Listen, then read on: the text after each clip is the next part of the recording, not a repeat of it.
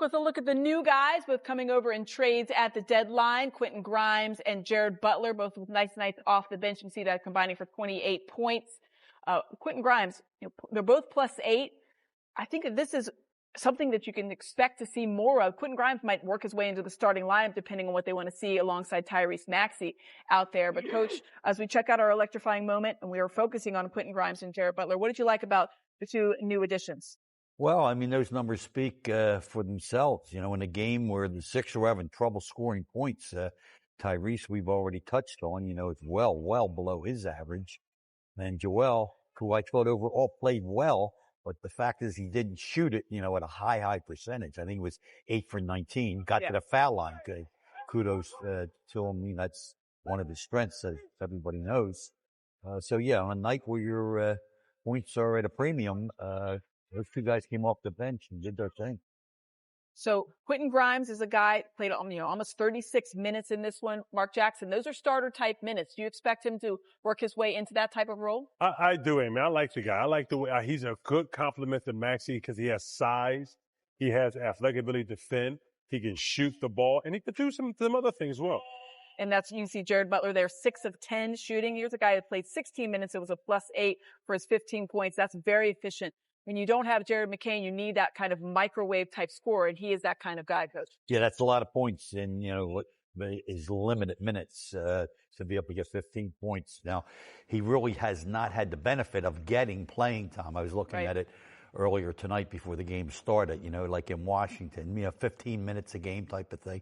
So who knows? Maybe if he gets minutes on a consistent basis, because what he showed, he had a very, very good game. Yes, he did. All right, well, Joel Embiid, he led the Sixers in scoring with 27, but that's well under what his average has been. And we looked at it the last couple of games. He's averaging about 10 points less than what he did last season, obviously playing limited times, I think 17 games total at this point. 8 of 19, but really he struggled down the stretch. And you're going to see the last play, but there was plays before that to show him really struggling down the stretch. It's a tie game, Mark Jackson. He just didn't have his legs under him. He didn't, Amy. But listen, his numbers saying he didn't play well. He had a couple of bad plays, right? But he still was good. He still was good. Yeah, our overall, expectations obviously are 30+. But I think fatigue sets in when you don't play enough. And I think, you know what I mean? Yeah, so his leg, we talk about limited games, limited minutes. These are a couple of misses, and it looks like he is tired. Yeah, this is really the play of the game. And clearly he didn't want to shoot the three. He was 1 for 5 on 3-point shots at that point. Not going to go in. And his confidence, again, if you're not playing on a consistent basis, then you're not quite right. He's probably a little bit fatigued, and he passed up a wide open 3 that could have been a game winner. Yeah, it's a tough turnover, I think. And speaking earlier, his energy, his movement was great early in the game. Right. Agreed. Both ends of the floor. Yeah, agreed. So I think this is fatigue, Coach. To me, his best defensive game by far since he's been back in this stint. Yes. Played 4 games in a row, so you would hope that he's going to be able to get back into the playing shape. But he has talked about the fatigue that has set in. Let's hear from Joel Embiid now. What did you see on that last possession, or second to last possession, where you got the ball from Tyrese and that pick and pop? Man, tough one, wide open. Got to shoot that one. The game was going. I had ball 1 and then down 2. I thought I could just step in and shoot the mid range. Looking back at it, probably should have taken a wide open shot and and make it. Tough one. Just take the easy ones and live with it. I guess, what do you think are the biggest challenges for you guys right now? Build chemistry with you, Tyrese, and PG, kind of on the fly at this point. I thought the defense was better tonight. Obviously, offensively, we had our spells when we played well, and other times we looked like we were still learning how to play with each other. So just gotta keep working on it, keep being consistent, and keep trusting each other.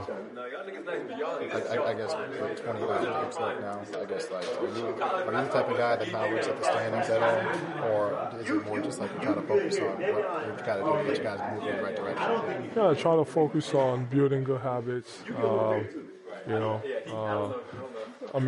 main thing is getting better every single day, building good habits, and obviously take it one game at a time. I mean, I know I went through the process years, but, you know, this year has been probably, you know, I wasn't really playing back then, but this year has probably been the toughest, you know, as far as, you know, finding that consistency, health. So just gotta keep focusing on, you know, on ourselves, try to get better every single day, and, you know, take it one day at a time. I know tomorrow's a back-to-back. Just, I mean, is the expectation that you will be able to suit up and play tomorrow? I don't know. I mean, you gotta keep seeing your response.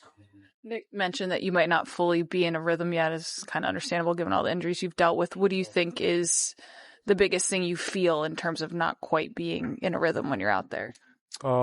This is my fourth game back. Man, is, you know, when you're in and out, you know, obviously it takes you time to, you know, get back to yourself. Obviously I'm missing shots that I usually make. I mean, the free throws I went from being a 95% free throw shooter to a, you know, 60% free throw shooter. You know, it's tough. You know, just but the only way to get it back is, you know, try to have, that consistency of, you know, playing every other night. And, you know, probably gonna get back to myself, but obviously it's taking a little bit of time, but, you know, as long as, you know, we keep doing what we've been doing and everything, reacts accordingly to, you know, how it's supposed to, you know, and then we're gonna be fine. So what have you seen from the new guys, Jared and Quentin, so far? Jared had a good game tonight, and you're going to be spending a lot of time out there with them. Feels like they'll be part of your backup units. Yeah, man, that's been great. Obviously, Jared was good today. He's been fantastic. You know, we gotta, you know, when you mix a couple of new guys coming in that are getting big minutes, and, you know, some of us that are coming back from injury.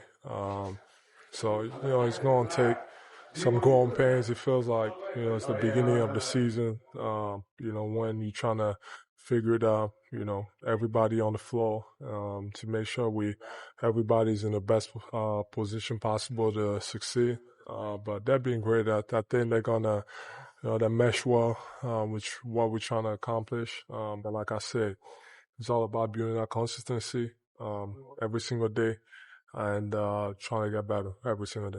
I know you're not used to having the All-Star break potentially off, but, you know, with that being a time that you have some days to either get work in or rest, like, kind of what does your plan look like for that time? Probably first try to keep getting better with the knee. It's kind of hard to, you know, obviously I use games as a way to get conditioning because, you know, you gotta, you know, as we trying to manage what's going on, it's kind of hard to use that, you know, in practice and workouts and stuff. So try to keep, you know, doing whatever I've been doing, especially if I'm gonna be off the floor, you know, keep doing whatever has been helping me as far as taking care of my body, and then rest, and yeah. Where do you feel like you and Gershon are at as far as when you guys are sharing the floor together in the front court? How do you think that pairing has developed? So I mean, it's been great. Yeah, I mean, you know, especially when we're on the floor together, you know, we have a tendency of actually having him being in a low post because he's guarded by, you know, smaller guys, and then I just turned into a, you know, passer. So we had, you know, a game against Dallas, we had a bunch of high lows, you know, because of that, and, you know, and then just spacing the floor, playing off of each other, and then obviously adding Jared and, you know, Q to it. That helps a lot with the spacing, but high IQ player, knows how to play the game.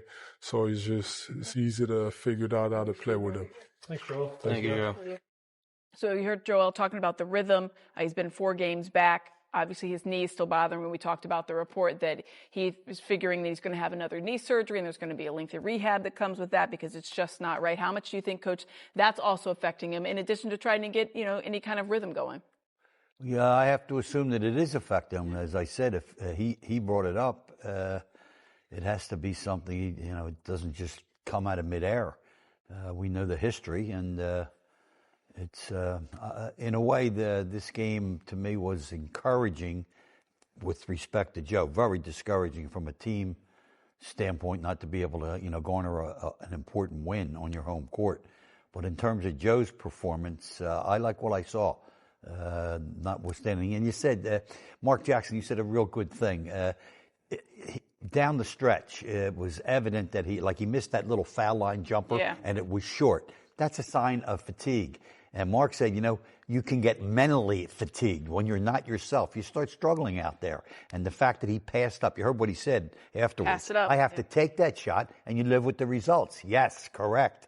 But it's easier said than done when you're not out there playing on a consistent basis. Yeah, he did. It was the first thing he was asked. It was a wide open three. I got to take that shot, and I have to live with whether it goes in. But you can tell he was definitely a little bit and the hesitation cost him because he turned the ball over. A very costly turnover at the very end of the game that you had a chance to at least tie, if not take the lead. Mark Jackson, what did you make of what Joel Embiid was talking about there? I think Joel said a lot there. He said a lot.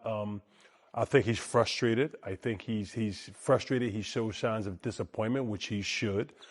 He spoke about, guys.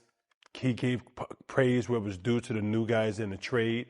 He spoke on the opportunity. He spoke to the mismatch they have versus other team because both of them are similarly skilled and both can pass each other high and low action. But I pay close attention to what he said. I let the games get me in shape for playing, but he's not playing all the games. As history has shown, he most likely won't play tomorrow. I'm not speculating. I just don't know. But I don't think that's as history shows. That's what it is. I don't think that's going to be a big leap. It's so if you're not getting games in shape, you're using that. You're not 100%. What's the end game here? What are we doing? But I appreciate him speaking. Because some guys would have hit right now, and he didn't. Especially after the way that he played down the stretch. He has played the last 4 games in a row, albeit those all been losses for the Sixers, so you're seeing a little bit more rhythm. With the big All-Star break coming up, you're wondering if he might play tomorrow just because of that. They're going to be off for a week. But we'll have to see. That's why you tune in at 7 o'clock tomorrow to find out on the pregame show. Find out with the rest of us if Joel Embiid plays. Hopefully he does tomorrow, as it will be a back